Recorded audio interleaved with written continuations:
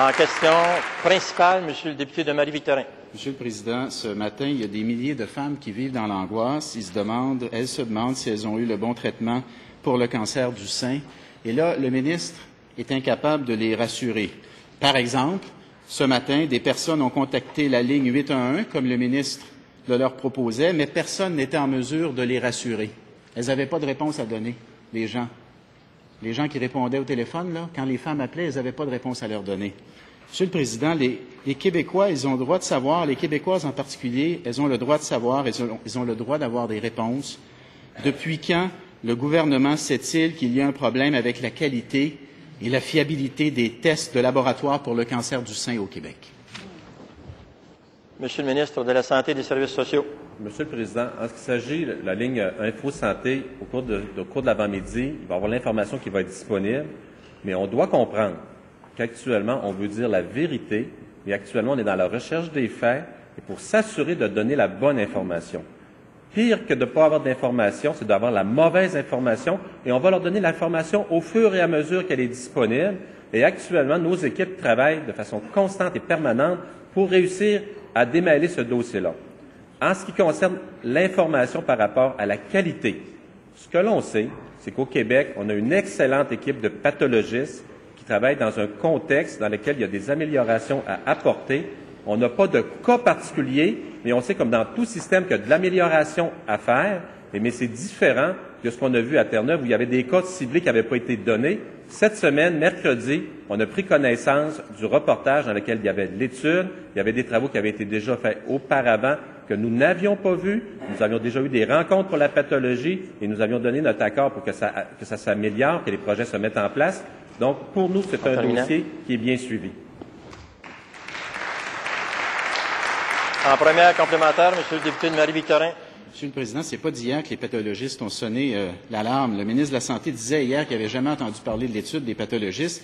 Cette étude-là, elle a été remise à tous les participants du congrès annuel des pathologistes du Québec en avril dernier, y compris aux experts de l'Institut national de santé publique du Québec, qui est un organisme qui relève du ministre.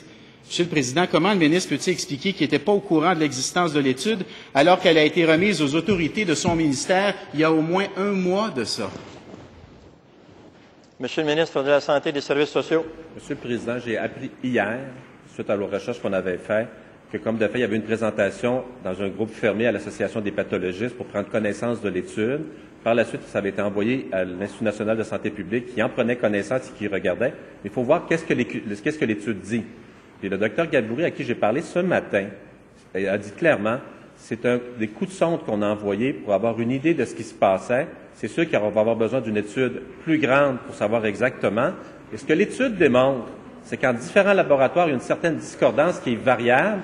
Et c'est ça qui posait comme question. Et c'est ça qu'on pourrait améliorer. Et pour comprendre la complexité de la situation, il faut comprendre qu'il y a plusieurs techniques et qu'il y a des algorithmes qui sont en train d'être développés pour justement être proposés aux établissements québécois. En deuxième complémentaire, Monsieur le député de Marie-Victorin.